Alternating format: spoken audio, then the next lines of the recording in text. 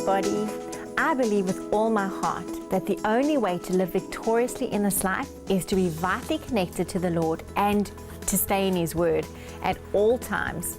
I learned a long time ago that my own wisdom or common sense cannot be trusted. I failed myself by using my own moral compass. But when I decided to call on the Lord and completely rely on His guidance, my humanity surrendered to His supernatural understanding, and wisdom comes.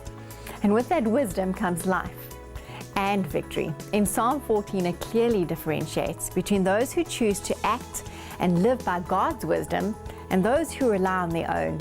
Verse 2 says that the Lord looked down from heaven upon the children of men to see if there were any who understood, dealt wisely, and sought after God, inquiring for and of Him and requiring Him of vital necessity. In the very next verse, it says that workers of iniquity do not call on the name of the Lord. Now, I know that for believers, we don't find that word necessarily applying to us because we simply don't associate ourselves with being workers of iniquity.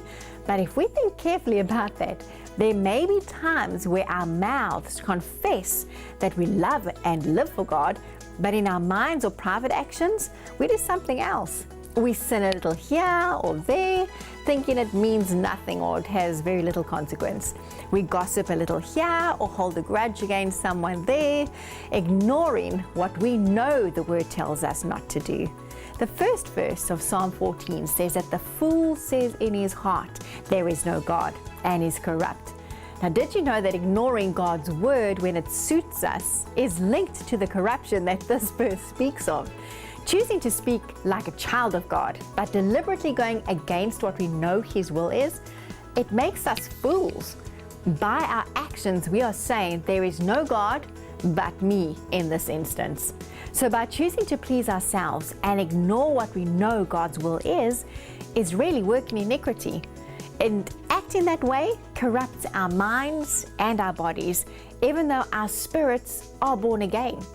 We will live in God's supernatural peace and blessing when we choose to remain vitally connected to Him and constantly surrendered to His wisdom.